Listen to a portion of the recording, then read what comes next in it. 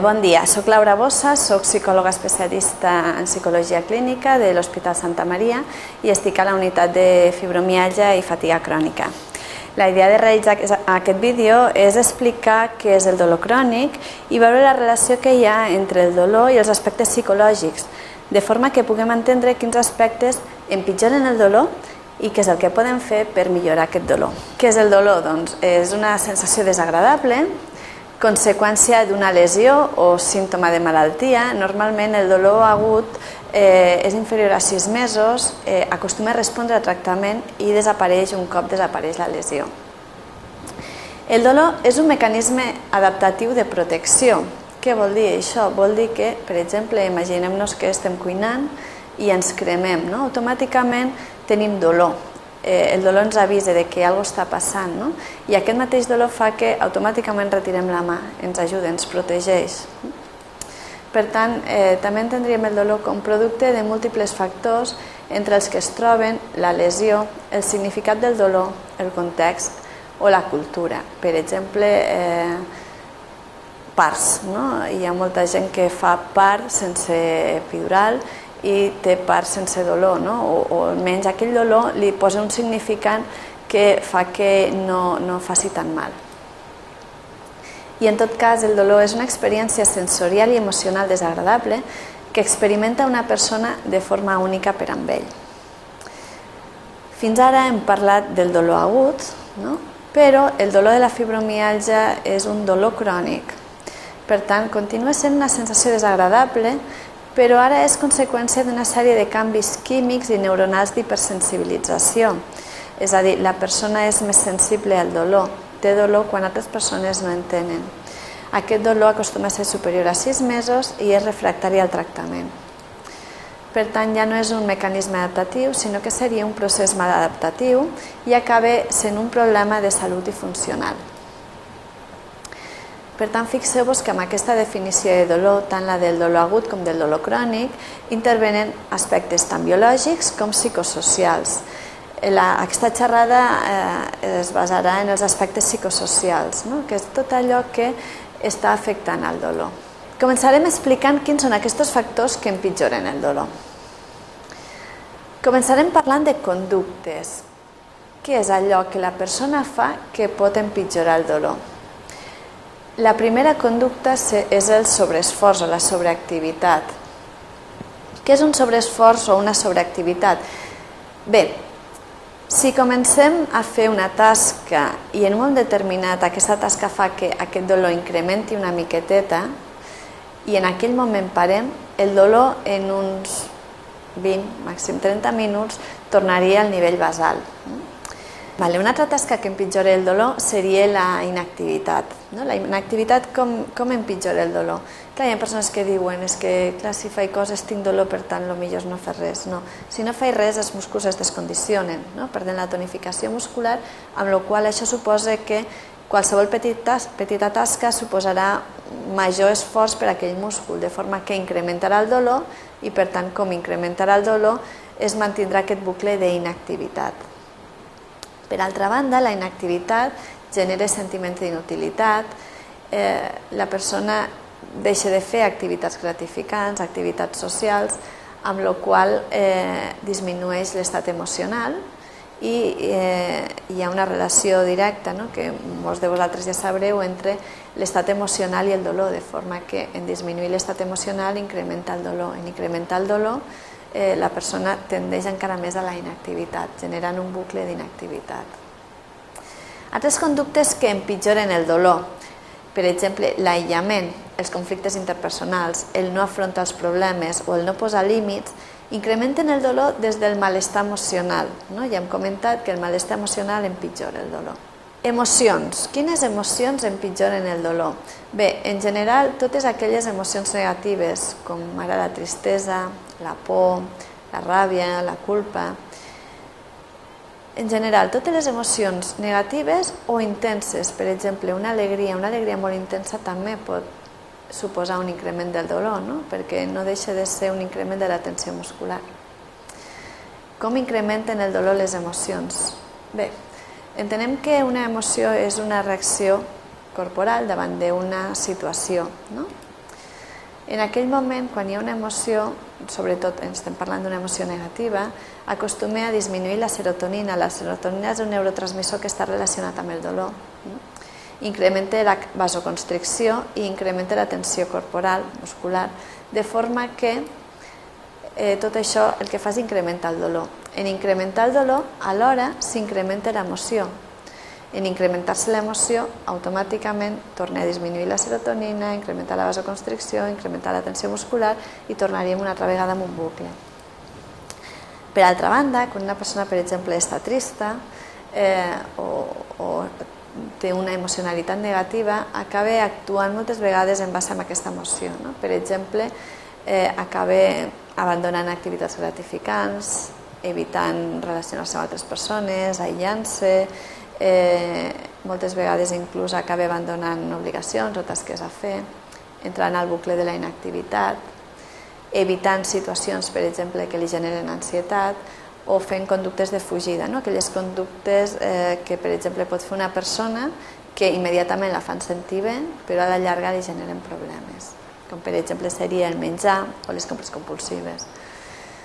Aquestes conductes acaben empitjorant el dolor en quant a que acaben empitjorant la situació i per tant mantenint aquest bucle de malestar emocional. També per altra banda, quan tenim una emoció negativa, tenim pensaments que són coherents amb aquesta emoció, és a dir, quan estem tristos, els pensaments són tristos, si estem alegres, els pensaments són alegres. Per tant, davant d'una determinada emoció, automàticament tenim pensaments coherents.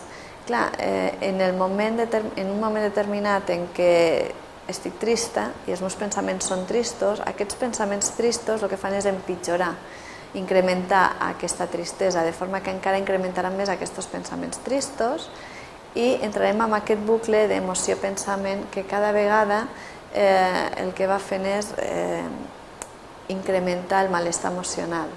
Per altra banda, també, quan estem tristos, la nostra atenció es fixa en aquells aspectes negatius de la vida, la qual cosa fa que empitjore l'emoció.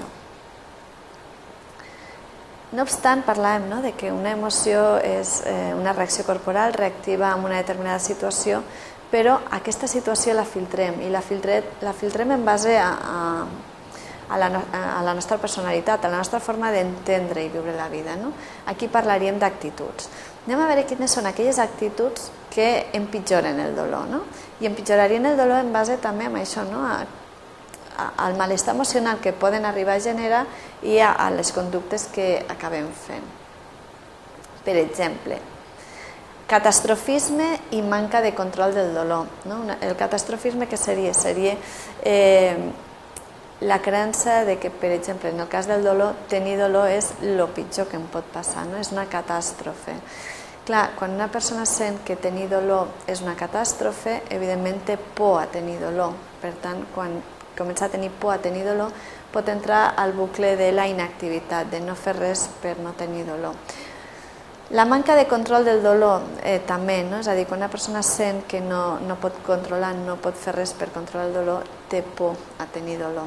I moltes vegades aquesta manca de control del dolor fa que la persona entri a conductes no adequades per gestionar el dolor, com podrien ser els sobreesforços, la inactivitat. Dificultats per acceptar la malaltia. És una malaltia que costa molt d'acceptar perquè no és la malaltia, és tot el que comporta la malaltia, són totes les limitacions. Quan no accepten una malaltia, quan no accepten el dolor, hi ha ràbia. I la ràbia no deixa de ser tensió muscular, i la ràbia moltes vegades ens porta a lluitar, a intentar fer allò per aconseguir allò que necessitem, en aquest cas és no vull la malaltia. Què és el que fa molta gent quan no accepta la malaltia? Bé, per exemple, sobreesforços, intenta fer allò que vol fer per sentir que no té aquesta malaltia, per demostrar-se que sí que ho pot fer. Altres vegades també és l'aïllament, és la depressió, és el no puc. Les autoexigències, el perfeccionisme, la hiperresponsabilitat, la necessitat de control excessiu són altres actituds que incrementen el malestar emocional en la mesura en què la persona, clar, s'exigeix fer coses, fer més coses de les que pot fer en aquell moment, no? O se'n responsabilitza de situacions que potser en aquell moment no li toquen, no? Clar, això genera molt malestar emocional, sobretot sentiment de culpa en el cas de la hiperresponsabilitat, i això acostuma a dur al bucle de la sobreactivitat, del sobreesforç, no? De fer més del que puc fer, no? O bé de fer-me encàrrec de més coses de les que me toquen. Les elevades expectatives cap a altres persones o el victimisme, no? Los debería de, no? Hi ha moltes persones que entenen que és que els altres haurien d'ajudar-me, haurien d'entendre'm, haurien de col·laborar més, no? Però treballen des de l'haurien de, no? És a dir, esperen que els altres facin, no? Clar, quan els altres no fan, automàticament s'enfaden, es frustren, senten impotència. El victimisme seria similar, no? Però el victimisme tindria més la connotació de que els altres no fan res per ajudar-me i el meu benestar depèn dels altres, no? Per tant, com els altres no fan allò que jo necessito, jo estic malament. La culpa de que jo estigui malament són els altres. Clar, aquestes dues actituds generen molt malestar emocional, no? Sobretot ràbia, impotència, i duen a conductes, per exemple, de no demanar ajuda directa, de no fer canvis. Clar, els que han de canviar són els altres, no són ells mateixos. Duen a una queixa constant cap als altres i normalment acaben sentint-se tristos, sols, allunyats dels altres, ressentits. I finalment, la necessitat de reconeixement i aprovació, no? Aquestes persones que constantment necessiten sentir-se reconegudes i aprovades pels altres, quan no és així, es senten malament, no? Però constantment estan actuant des de la por a la crítica, a la desaprovació, i aquesta por a la crítica i a la desaprovació fa que acabin fent coses pels altres, per les necessitats dels altres, no per el que ells necessiten, no? Amb la qual cosa acaben moltes vegades fent sobreesforços o no posant límits i entrant una altra vegada al bucle aquest que dèiem, no? Bé, hem explicat breument quins són els factors que empitjoren el dolor. Anem a veure què és el que millora el dolor, què és el que pot fer una persona amb fibromiàlgia per millorar aquest dolor. Parlàvem de que tant la inactivitat com la sobreactivitat empitjoren el dolor, no? Per tant, a nivell de conducta, quina és aquella conducta que millora el dolor? Bé, doncs seria la conducta adequada. És aquella conducta que permet a la persona realitzar aquelles activitats que són importants per ella, però sense obtenir aquestes conseqüències negatives, no? Aquesta ressaca, aquest dolor que després dure més dies. Com faríem aquesta conducta adequada? Bé, és important, primer, entendre els conceptes de fraccionar i dosificar. Què vol dir fraccionar? Fraccionar vol dir anar alternant aquelles activitats que impliquen moviments musculars diferents. Si estem fent una tasca, no?, amb un moviment repetitiu i aquell múscul se n'està ressentint, comença a haver dolor, en aquell moment, just en el moment en què comença a haver dolor, o no hi ha dolor, però la persona ja sap que en més de determinat temps després tindrà dolor, en aquell moment ha d'aturar. Ha d'aturar i iniciar una altra tasca que comporti un moviment muscular diferent.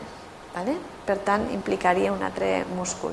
Mentre estem treballant aquesta tasca, fiquem bé, els músculs de la tasca estarien descansant. Un cop comença a haver dolor o el dolor empitjora en aquella tasca B, tornaríem o bé a la tasca anterior, a la tasca A, per exemple, escombrar o que sigui, o bé a una tercera tasca, o bé simplement descansaríem. És a dir, aniríem alternant aquelles conductes que impliquen moviments musculars diferents per no arribar al sobreesforç muscular. De forma que això permetria mantenir una activitat constant, però sense el sobreesforç. Dosificar, què vol dir? Doncs dosificar vol dir repartir les tasques que s'han de fer al llarg dels dies de forma que permet cada dia fer una miqueteta però no fer-ho tot de cop. Això evitaria el que moltes vegades veiem amb aquesta malaltia, que és l'activitat en muntanya russa, que són aquells dies en què la persona fa moltes coses però després està una sèrie de dies en què no pot fer res perquè té molt dolor. Ara que es comença a trobar millor, torna a fer fins que torna a estar una altra vegada una sèrie de dies sense fer res. El fet de dosificar el que permetria és que cada dia, més o menys, la persona aniria fent de forma similar la mateixa quantitat de tasca, d'esforç, amb la qual cosa no suposaria sobreesforços puntuals que requeririen després un descans perllongat. Bé, l'exercici físic. L'exercici físic és una de les coses que s'ha demostrat que va bé per millorar el dolor crònic, en especial la fibromiàlgia. L'exercici físic, per què va bé? En un primer moment, primer perquè tonifica els músculs, com ja hem parlat, uns músculs més tonificats requereixen menor esforç per poder realitzar les tasques, per tant disminueixen la probabilitat de tenir dolor. Però també l'exercici físic incrementa les endorfines. Les endorfines són antidepressius naturals, milloren l'estat emocional, i analgèsics naturals, és a dir, disminueixen el dolor. L'exercici físic activa i fa sentir bé a la persona amb si mateixa.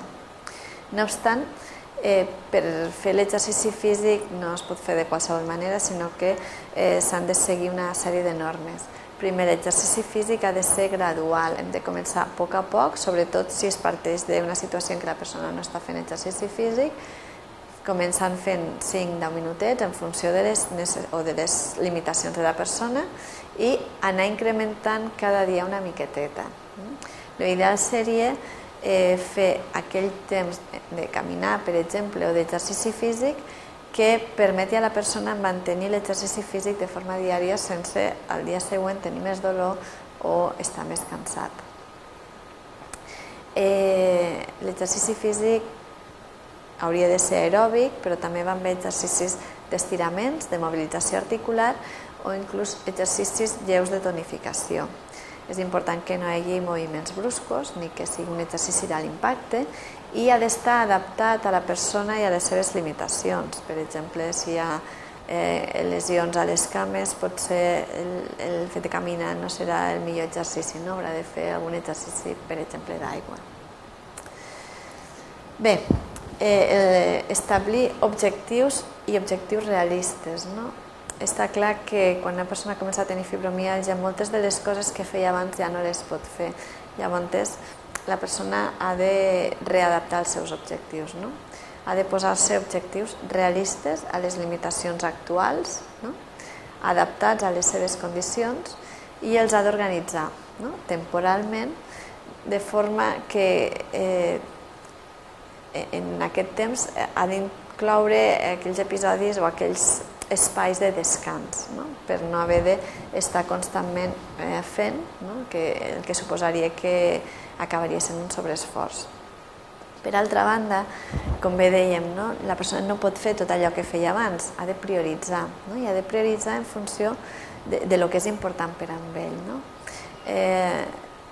Fins ara la persona podia fer moltes coses i estava molt bé, però quan ja no pot fer-ho tot, a vegades ha de prioritzar.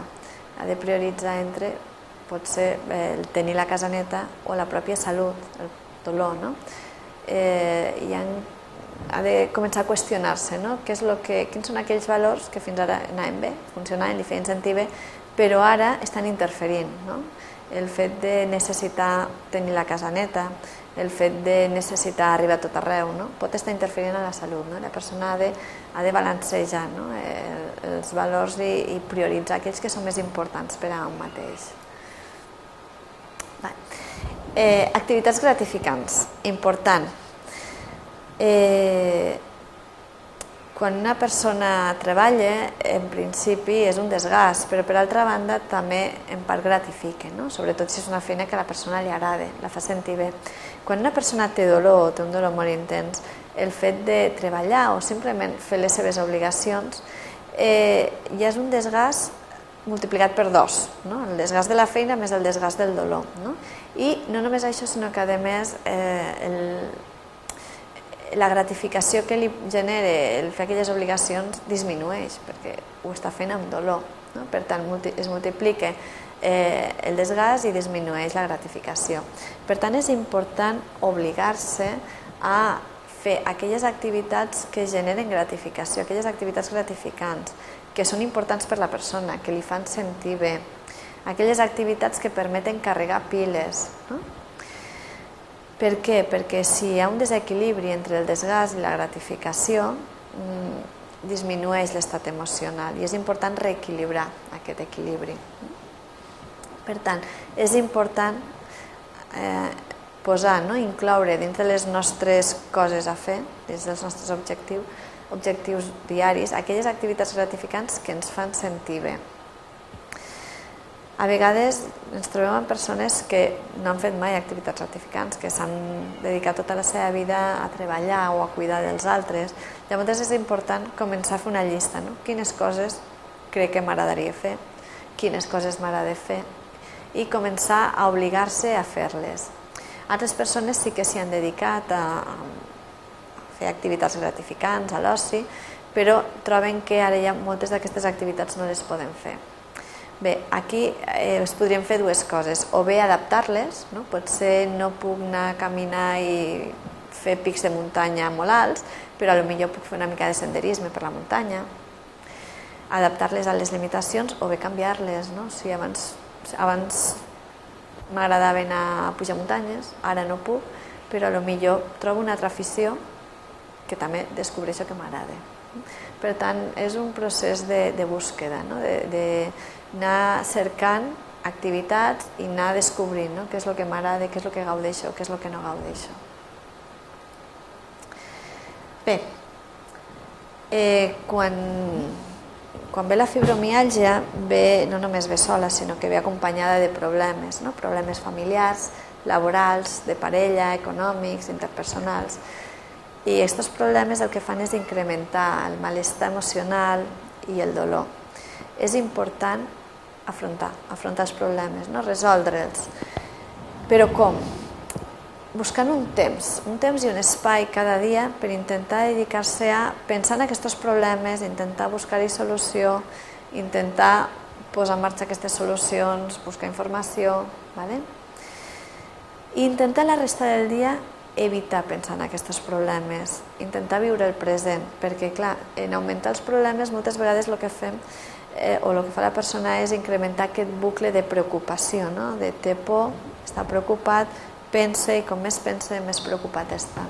En una actitud més de rumiació, més de donar-hi toms però sense arribar a resoldre el problema.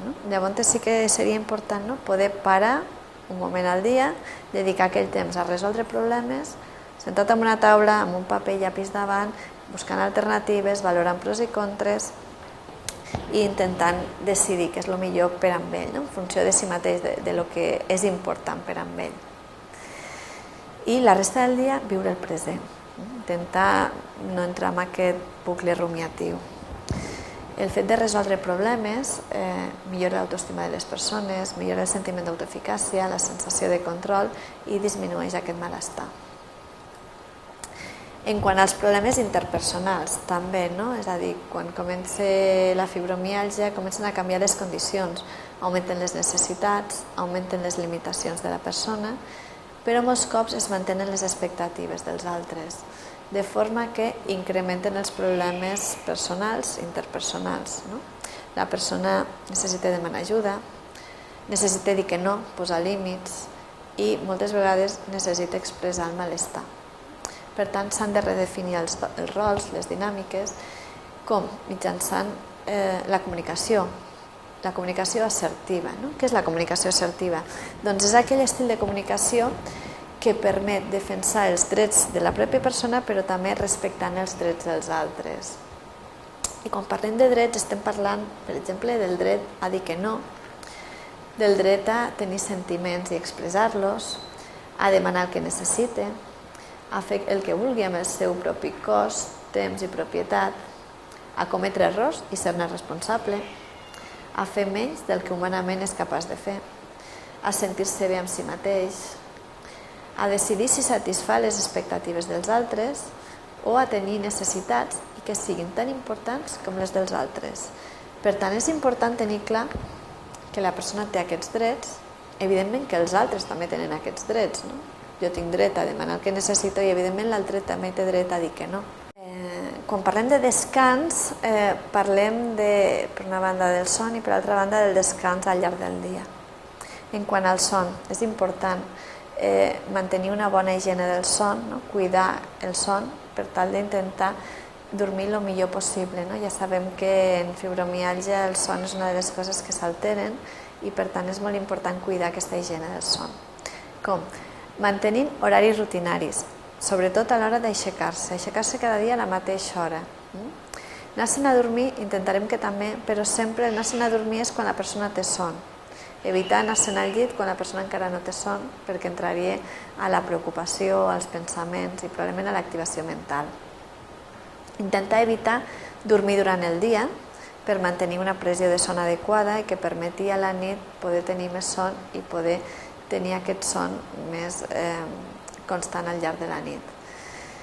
Abans d'anar a dormir, fer un ritual de desactivació, és a dir, començar a fer activitats que vagin desactivant tant física com mentalment a la persona. Si sempre són les mateixes activitats, això facilitarà que cada dia, quan comencem a fer aquelles activitats, ja el cos vagi agafant aquella son.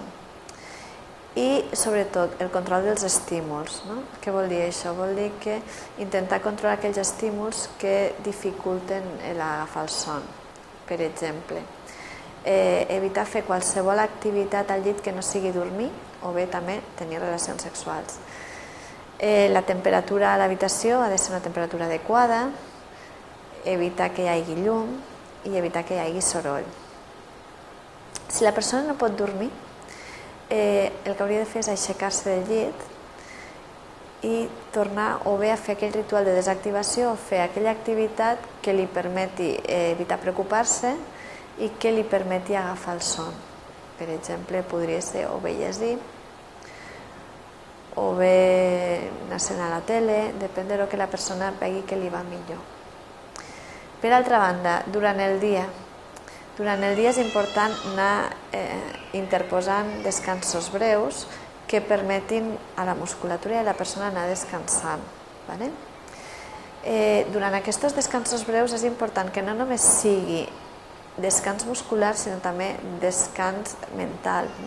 Durant aquests descansos és important que la persona pugui evitar preocupacions, pugui evitar pensar i pugui posar tota la seva atenció en el present, en l'aquí i l'ara. Per exemple, un bon exercici de descans seria l'exercici de respiració o d'observar la respiració. Això permetria a la persona desconnectar també mentalment, a part de físicament. Finalment, l'última conducta per millorar el dolor serien estratègies de relaxació. Hem dit aquesta estratègia d'observar la respiració, però podem fer, i n'hi ha moltes estratègies de relaxació, com per exemple les relaxacions musculars. La relaxació provoca canvis químics semblants als tranquil·litzants, per tant, també té un efecte analgèsic. Si abans dèiem que l'emoció o la tensió genera més dolor, el que és la relaxació muscular disminuiria el dolor. La relaxació millora l'estrès físic i l'ansietat, disminueix la tensió muscular i la podem fer acompanyada d'exercicis de respiració o de visualització. Bé, en quant a les emocions, abans parlàvem que les emocions negatives són aquelles, les emocions negatives empitjoren el dolor. Per altra banda, quines emocions milloren el dolor? Bé, serien totes aquelles que consideraríem positives. Per exemple, la tranquil·litat, la calma, l'alegria, el benestar, l'amor, la curiositat. No entrarem en les emocions perquè moltes de les coses que hem parlat a nivell de conducta ja van a buscar aquesta milloria emocional i van a buscar aquestes emocions més positives. És important realitzar conductes que intentin incrementar aquestes emocions positives per tal de balancejar ja les emocions negatives que acostuma a portar la malaltia. I finalment les actituds. Quines actituds són aquelles que milloren el dolor? Bé, en principi ho podria resumir tot una paraula, acceptar. Abans dèiem, el no acceptar la malaltia empitjora el dolor, perquè genera ràbia, genera impotència. Quan la persona pot acceptar la malaltia i pot acceptar el dolor, està més tranquil·la amb si mateixa, ja no hi ha aquella ràbia o aquella tristesa, i també permet tenir clar quines són les seves limitacions i adaptar-se amb elles, fer conductes que li permetin adaptar-se a la situació, que disminueixin el risc de tenir dolor. Però també acceptar-se un mateix. Acceptar-se un mateix vol dir que si un s'accepta un mateix no necessita exigir-se més o fer les coses perfectes o esperar que els altres l'aprovin, sinó simplement estar tranquil amb si mateix. També acceptar els altres tal com són, acceptar que els altres tenen dret a ser com són i que està bé tal com són, ¿vale? I aquí contrarrestaríem aquella necessitat de que els altres facin coses perquè jo estigui bé, no? Aquell victimisme, o les altres expectatives cap als altres, no? L'esperar coses dels altres que poden no acabar fent. I també acceptar les situacions de la vida, la incertesa, no? Que contrarrestaria aquesta necessitat de control o aquesta preocupació excessiva. Una responsabilitat adequada. Abans parlàvem de la hiperresponsabilitat en quant a que la persona se'n fa càrrec de més coses de les que els hi toquen, no? Quan parlem de responsabilitat parlem de fer-se càrrec de lo que a una persona li toca i principalment que és a si mateixa i és la seva pròpia salut, no? Quan una persona se'n pot fer càrrec de la seva pròpia salut i del seu propi benestar és quan després pot cuidar tot allò que és important per a ell, per exemple la família, la feina, els amics, no? Però primer, prèviament, una persona ha d'estar bé amb si mateix, ha de fer-se càrrec, ha de ser responsable de la seva pròpia salut. I finalment, una de les actituds que milloren el dolor és el sentiment de control, no? De control del dolor. I fixeu-vos que fins ara hem estat parlant de coses que la persona pot fer per controlar el dolor, no? És a dir, conductes que la persona pot fer, conductes que la persona pot fer per millorar les emocions positives i canvi d'actituds també que la persona pot fer per poder estar millor amb si mateixa, no? Amb la malaltia i amb els altres.